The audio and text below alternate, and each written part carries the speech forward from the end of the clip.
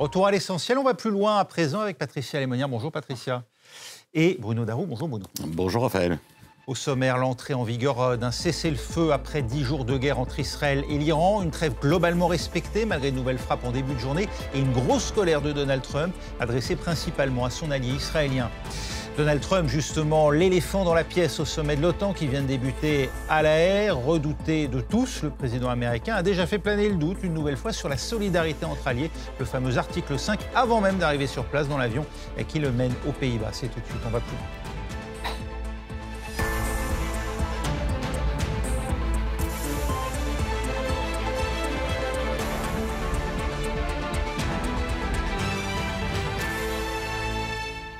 C'est donc un cessez-le-feu censé mener à une fin officielle du conflit entre l'Iran et Israël qui est entré en vigueur en début de journée, malgré les accusations de part et d'autre.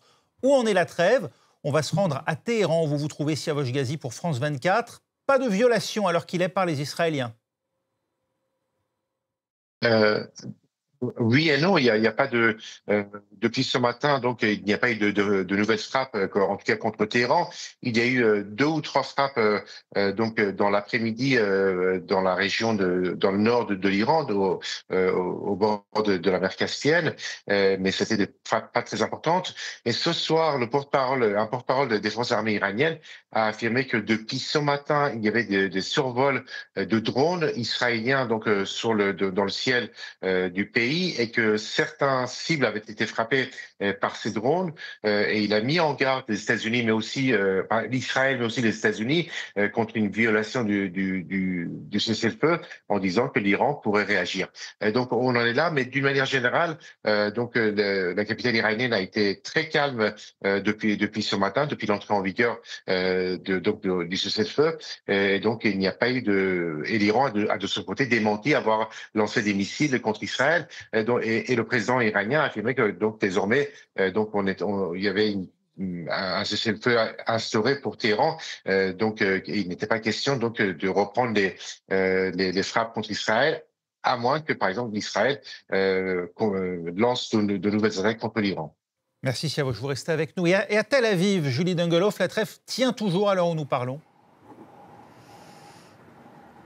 Oui, la trêve tient toujours. La dernière frayeur, c'était les sirènes qui ont retenti aux alentours de 10 h du matin dans le nord du pays. Mais les frappes ont été interceptées. Depuis, les sirènes n'ont plus retenti dans les villes du pays. Et l'armée israélienne annonce notamment la levée des restrictions depuis ce soir 20 h. Nous ne sommes plus donc en état d'urgence ici en Israël.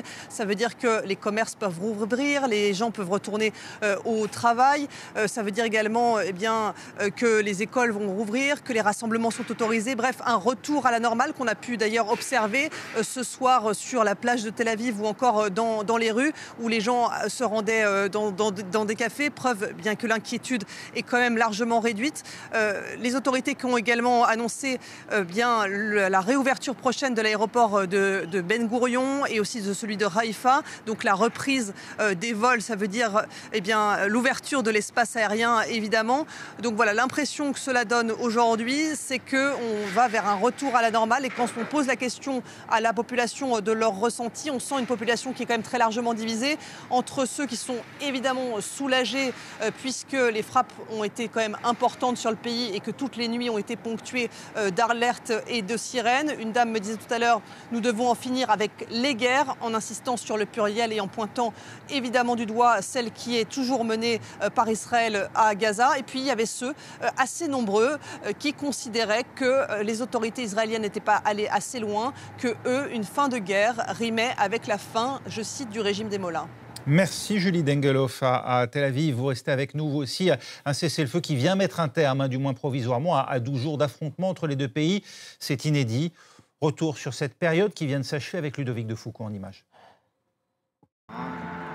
13 juin dernier, des explosions retentissent à Téhéran. C'est le début de l'opération israélienne Lion qui se dresse. Des frappes aériennes ciblent des bases militaires, des installations nucléaires, des infrastructures énergétiques. Selon Israël, jusqu'à 2/3 des lanceurs de missiles iraniens ont été détruits. Certains des militaires les plus hauts gradés du pays ont été éliminés, comme le commandant en chef des gardiens de la Révolution. ou encore le chef d'état-major des armées régulières. Des scientifiques liés au programme nucléaire iranien ont aussi été pris pour cible grâce aux informations des services de renseignement israéliens. Selon le New York Times, en quelques jours seulement, les attaques israéliennes causent plus de dégâts à Téhéran que pendant les 8 ans de guerre entre l'Irak de Saddam Hussein et l'Iran dans les années 80. Depuis, une partie des 10 millions d'habitants de la capitale a fui. Selon un bilan officiel iranien, la guerre a fait plus de 400 morts et 3056 blessés, en majorité des civils. Mais l'ayatollah Khamenei, retranché dans un bunker, est toujours vivant. Le guide suprême a rendu public 2 vidéos enregistrées depuis le début de la guerre, toujours avec en fond des rideaux sombres à côté du drapeau de la révolution islamique. Son message, le peuple iranien résistera à une guerre forcée. Le véritable chef de la République islamique promet en outre de ne pas capituler. Malgré des appels de Netanyahou à faire chuter le régime, la chaîne de commandement semble toujours opérationnelle et aucun signe évident de dissidence ne se manifeste dans les rangs politiques, selon des responsables et des diplomates en poste cités par les médias américains. Par réflexe patriotique, les différentes factions font front commun pour défendre le pays contre une menace extérieure.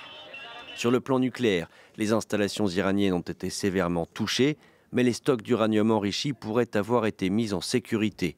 L'Iran a toujours démenti vouloir fabriquer l'arme atomique. Aujourd'hui, son projet nucléaire est sans aucun doute retardé, mais peut-être pas définitivement arrêté. Patricia Lebonnière, mis à l'abri les 400 kilos d'uranium hautement enrichi, les frappes israéliennes et américaines pourraient n'avoir servi à rien? Ah non. Non, les frappes américaines ont vraiment déstructuré complètement l'outil d'enrichissement. Natanz est dans un piteux état, Fordo, on ne le sait pas.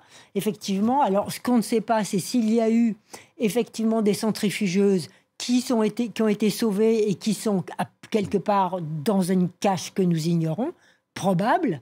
Quant aux 450 kilos d'uranium enrichi à 80, voire un peu plus pour certains peut-être, là, c'est les négociations qui vont s'en occuper. Et je pense que si jamais il n'y avait pas restitution ou accord là-dessus, nous aurions une reprise du conflit. Donc je crois qu'il ne faut pas se leurrer. Le régime iranien, sur le plan de sa recherche de l'acquisition d'une bombe ou du fait d'arriver au seuil, parce que il n'avait pas rompu sa fatwa, le guide quand même, il ne faut pas l'oublier, qui interdisait l'acquisition de la bombe. Le seuil, c'est fini là pour l'instant. Enfin, en tout cas, une fois qu'on aura remis la main sur ces 480 kilos en question. Et je pense qu'on y arrivera, enfin, que la diplomatie y arrivera. Et en tout cas, Trump a fait la démonstration que quand il veut, il peut obtenir certaines choses. Et je crois ce que le régime iranien souhaite, lui, avant tout, c'est sa survie. Donc sa survie, c'est peut-être négocier, parce que Trump n'a pas complètement fermé la porte, contrairement à ce qu'on dit, n'a pas fermé la porte à l'enrichissement à 3,5, qui est autorisé par le TNP. Oui. Et jusqu'à présent, les Iraniens, le Parlement a voté la sortie, mais pas le guide, etc. Donc ils sont toujours membres du TNP. À quels résultats sont parvenus Israéliens et Américains, Bruno Darroux, au terme de ces 12 jours de guerre? Israéliens et Américains, ils n'ont pas tout à fait le même agenda. Alors, les Israéliens, il y avait effectivement l'affaire du nucléaire, mais il y avait aussi important les missiles balistiques. Parce qu'en fait, ce qui a beaucoup alerté les Israéliens, c'était que depuis la fin de l'année dernière, le régime iranien avait décidé de très fortement augmenter la production de missiles. Et ça menaçait très concrètement Israël, bien plus que la bombe atomique qui, pour le moment... aussi sera négociée. Voilà, pour le moment, elle n'y est pas, alors que les Israéliens, eux, on le rappelle au passage, possèdent environ 80-90 ogives nucléaires. Les lanceurs sont détruits. Les missiles... Alors, les missiles, pas complètement, c'est toute la question. Combien de missiles restent? Alors, c'est pour ça que, d'un point de vue strictement stratégique et militaire, ce cessez-le-feu un peu imposé quelque part par Donald Trump, pourrait ne pas avoir satisfait les responsables militaires israéliens, parce qu'ils pourraient estimer que le travail n'est pas terminé. Mais pour Benjamin Netanyahou, c'est un peu différent, on y reviendra peut-être, parce qu'il a peut-être intérêt finalement à ce que l'Iran reste un peu une menace dans le cadre des prochaines élections législatives. Mais ça, c'est plus politique, ça. Siavosh Ghazi, que sait-on de l'arsenal iranien au terme de ces 12 jours ainsi que de ces fameux 400 kilos ou plus d'uranium enrichi à 60% ou plus? Le pouvoir iranien dispose-t-il de lieux où entreposer éventuellement cette matière fissile? Ce sont des questions très, très difficiles. Ce que l'on sait, c'est que selon le chef du programme nucléaire iranien qui a parlé donc après les frappes américaines, l'Iran donc aurait pris des mesures avant donc les frappes américaines et avant les frappes israéliennes pour mettre à l'abri les stocks d'uranium enrichi de l'Iran. Il s'agit de 9 tonnes d'uranium enrichi à 3,5%, à 20% et à 60%. Il y a un peu plus de 400 kg d'uranium enrichi à 60%. On ne sait pas bien sûr où ont été envoyés ces stocks. Il a affirmé que donc c'est selon un responsable du Parlement, ces stocks d'uranium ont été envoyés dans un lieu sûr. Bien évidemment, les Iraniens ne vont pas dire où se trouvent ces stocks, même si le Premier ministre israélien a dit à un moment donné que Israël savait très bien où se trouvaient les 400 kg d'uranium enrichi à 60%. En ce qui concerne du programme nucléaire lui-même, notamment le programme d'enrichissement d'uranium, il y a eu donc des frappes très importantes et des dégâts importants, mais on ne sait pas quel est l'état de ces deux sites de Fordow et de Natanz, puisque ce sont deux sites enfouis donc sous la montagne et sous terre, à plusieurs dizaines de mètres sous terre, et donc la seule manière de savoir dans quel état se trouvent ces sites, c'est que les inspecteurs de l'AIOA aillent sur place pour se rendre compte donc de l'état de ces deux sites. Pour l'instant, les inspecteurs sont en Iran, mais ont cessé leurs inspections depuis le début des frappes israéliennes. Et donc, alors, est-ce qu'on va vers l'autorisation donc d'un retour des inspecteurs sur ces sites? C'est toute la question, puisque le Parlement iranien a voté a pris des mesures pour voter un texte pour interdire ou limiter considérablement la coopération entre l'Iran et l'AIOA. Et si ce texte passe au Parlement iranien, ça voudrait dire qu'il y aura une baisse de la coopération entre l'Iran et l'AIOA, et donc une baisse des inspections des inspecteurs de l'agence internationale. Julie Dungeloff, le chef de l'armée israélienne de son côté l'assure, la campagne contre l'Iran n'est pas terminée. Comment faut-il entendre ce commentaire? Oui, difficile. Oui, difficile exactement de savoir comment entendre ce commentaire. Il a également ajouté que l'armée israélienne avait retardé le nucléaire iranien de plusieurs années.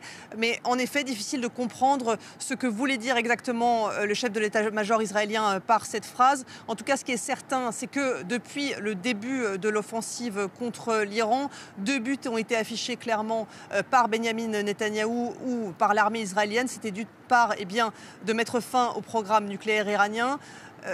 Difficile, comme le disait Siavosh à l'instant, de savoir où cela en est. Les spécialistes avec lesquels j'ai pu m'entretenir ces derniers jours, notamment suite aux frappes américaines sur Fordow, Natanz ou encore Ispahan, me disaient qu'en effet, il faudrait une inspection de ces centrales pour savoir où en était exactement le programme nucléaire iranien. Comme le disait Patricia Lémonière à l'instant, le coût a forcément été quand même important sur ce programme nucléaire. Mais voilà, il faudra encore attendre des semaines, visiblement, pour en savoir plus. L'autre objectif de guerre de Benyamin Netanyahou, c'était le programme balistique iranien. Et là encore, difficile de savoir exactement où cela en est. Ce qu'a ajouté le chef de l'état-major des armées ce soir dans sa déclaration, c'est qu'il ne fallait pas, je cite, se reposer sur ses lauriers, en pointant du doigt qu'il fallait aussi se reconcentrer sur la guerre à Gaza. Ce qu'on peut voir aussi ce soir, c'est que les deux belligérants, quelque part, revendiquent leur victoire. Oui, d'ailleurs, Benyamin Netanyahou vient de le faire à l'instant sur ces images que vous voyez, qui sont des images de direct de Benyamin Netanyahou qui s'exprime en ce moment même. Merci Julie, vous restez vous aussi avec nous. Patricia Lémonière, on entendait Julie Dungeloff le dire à l'instant, il faudra vérifier ce dont dispose toujours ou pas l'Iran. Problème, l'Iran se montrera-t-elle coopérative, elle qui hier annonçait la possibilité, en pleine riposte, de désormais ne pas ouvrir ses portes aux inspecteurs de l'Agence internationale à l'énergie atomique, qui sont, rappelons-le, le gendarme onusien en la matière. Alors, ce qui a pris cette décision, c'est le Parlement, et le Parlement n'est pas le dernier à décider, vous en doutez bien, en Iran. C'est quand même le guide et puis l'organe qui est chargé d'assurer la sécurité. Donc, le Parlement, il fait ce qu'on lui dit de faire pour agiter un peu la peur.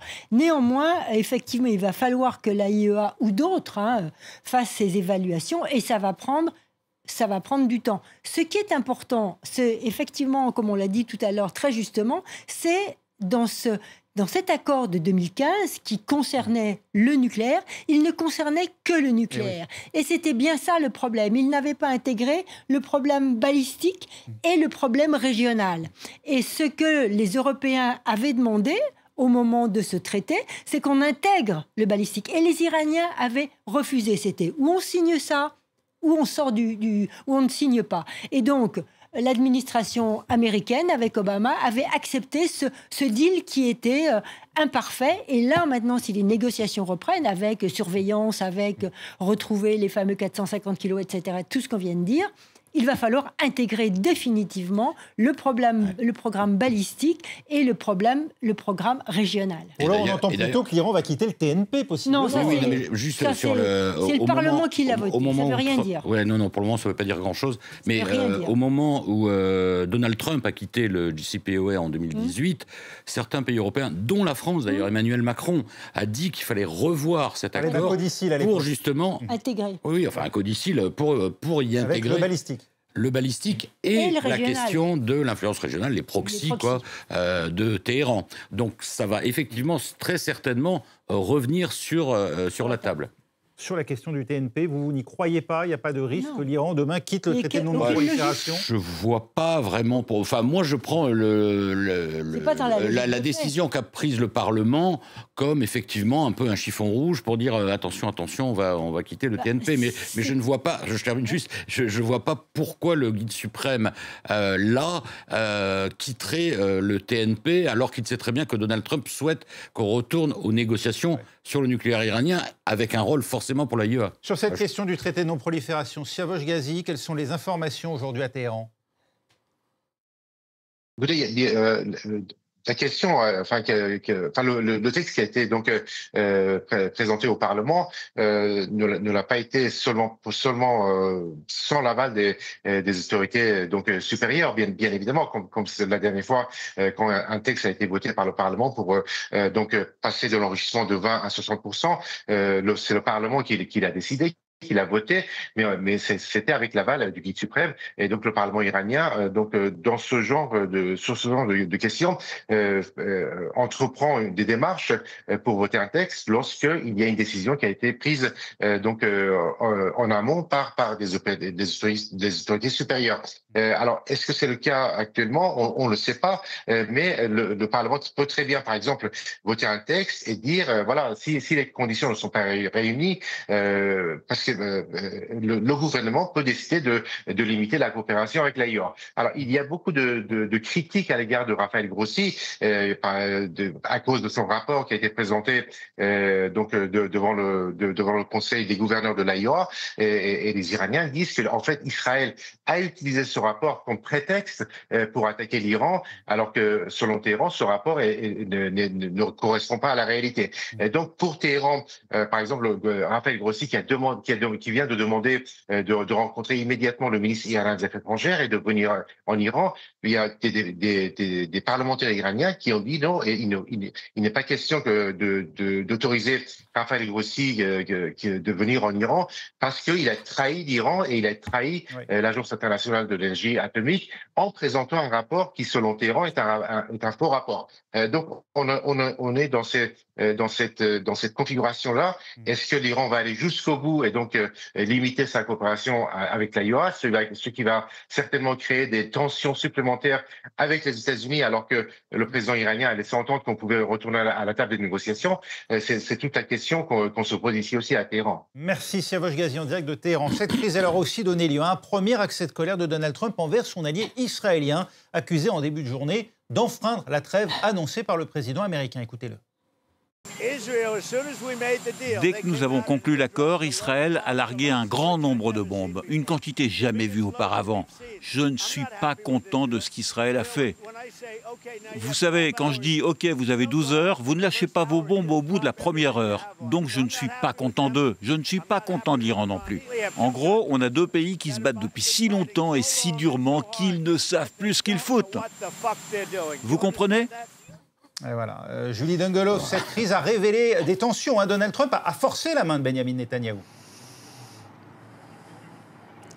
Oui, tout à fait. Il faut un peu refaire le fil de la journée d'aujourd'hui, notamment pour comprendre aussi la colère de Donald Trump. Donald Trump qui a un peu soufflé le chaud et le froid durant ces 12 jours de guerre. J'y vais pas, je veux la chute du régime des Mollahs. Et finalement, non, je veux une solution diplomatique. Je ne veux pas de chamboulement du régime. En fait, ce qui s'est passé aussi aujourd'hui, c'est que Téhéran a été accusé par Israël d'avoir lancé des salves de missiles après l'entrée en vigueur du cessez-le-feu aux alentours de 10 heures ce matin. La réaction des Israéliens a été très vive. Israël Katz, le ministre de la Défense, a indiqué que la réplique israélienne serait très forte, disant notamment qu'ils allaient envoyer l'aviation. Cela a beaucoup agacé Donald Trump, qui a réagi vivement, qui a notamment eu au téléphone Benyamin Netanyahou. Benyamin Netanyahou qui lui a dit qu'il ne pouvait pas annuler totalement cette nouvelle réplique, ce qui a donné lieu finalement à une réplique beaucoup plus faible, si je puis dire, puisque seul un radar en banlieue de Téhéran a été touché. Mais il est clair qu'à plusieurs reprises dans la journée, que ce soit sur son réseau social, Truth Social, ou encore dans ses déclarations, comme on vient de l'entendre, Donald Trump s'est monté très agacé contre Benyamin Netanyahou. Et les proches conseillers de Donald Trump, Steve Bannon par exemple, n'a de cesse depuis quelques heures de dire que Benyamin Netanyahou leur a menti sur ses objectifs.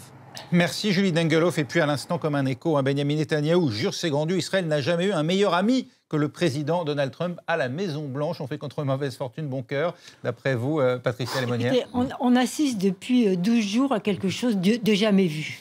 C'est absolument incroyable. On ne sait pas si c'est un jeu de poker menteur. On ne sait pas s'il y a des choses qui sont totalement organisées, mises en scène, négociées en amont, en secret. Et nous, on suit les tweets.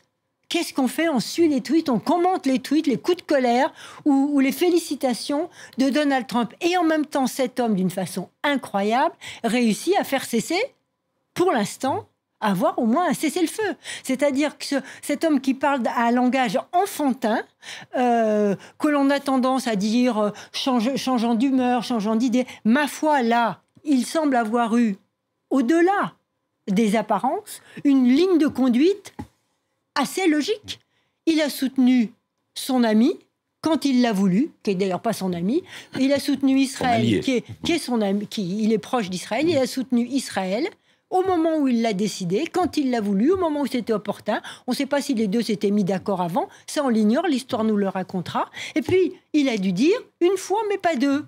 Et donc, ça ne fait pas l'affaire des Israéliens qui, eux, je pense, au niveau des plus durs, et même pas des plus durs, dans la logique israélienne, si l'on veut en finir, soi-disant, avec cette menace extérieure, c'est la fin du régime des Mollahs. C'est là vraiment la fin de la menace dite existentielle par Israël. Fermeté de Donald Trump ou simplement le fait que les États-Unis sont incontournables pour Israël? Ah bah, de toute façon, les États-Unis sont absolument incontournables. Oui, c'est les armes, c'est l'argent. Ça, les États-Unis sont absolument incontournables pour Israël. Après, effectivement, il y a une forme de logique. Je suis d'accord avec Patricia concernant Donald Trump, et notamment pour des raisons de politique intérieure aussi. Il y a eu beaucoup de débats aux États-Unis ces derniers jours entre son électorat MAGA, les nationalistes chrétiens aussi, qui n'étaient pas pour, évidemment, une intervention prolongée qui rappelait à Donald Trump ses promesses de campagne. Sauf quand même. Les évangélistes, comme Mike Huckabee, par exemple. Voilà, alors les évangélistes, ok, mais si on rentre un peu dans le détail, d'accord, mais globalement, contre un courant plutôt néoconservateur, qui était plutôt interventionniste. Et Donald Trump, il n'a pas envie quand même, ça je crois que c'est une espèce de fil directeur chez lui malgré tout, il n'a pas envie de faire en sorte que les États-Unis entrent en guerre comme ça a été le cas en Irak, etc. Il ne veut surtout pas ça. Donc effectivement, il a fait sa frappe, il a aidé effectivement son allié, et maintenant il dit bon ben voilà, moi j'ai fait le job, à vous de faire le travail. Et je pense qu'il a toujours eu, parce que tout à l'heure je ne sais plus qui disait, à un moment il a voulu le changement de régime.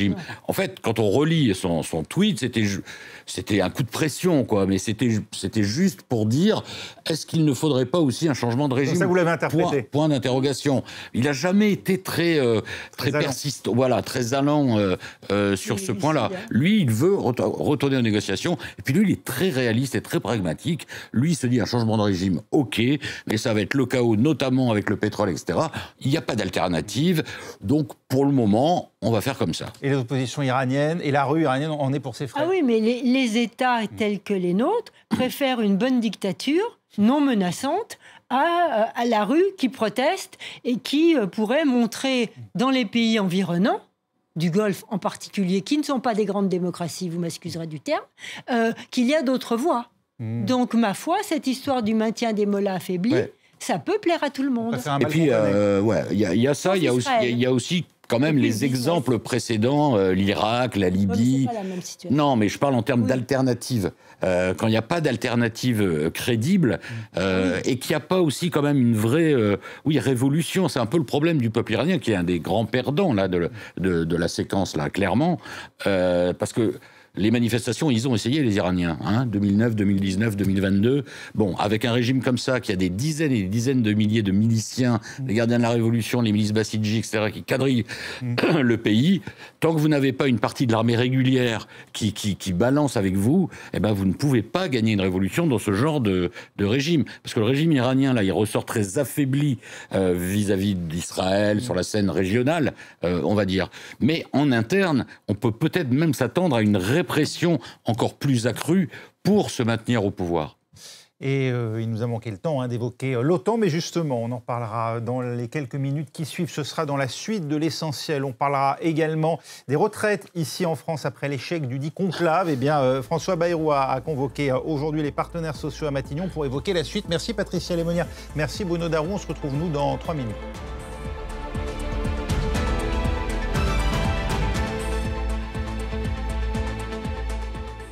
En soirée, faites un tour complet de l'actualité dans l'Actu 360. Tous les faits, toutes les clés pour décrypter les grands événements de la journée. Retrouvez tous les soirs Claire Hildebrand dans l'Actu 360 en direct sur France 24.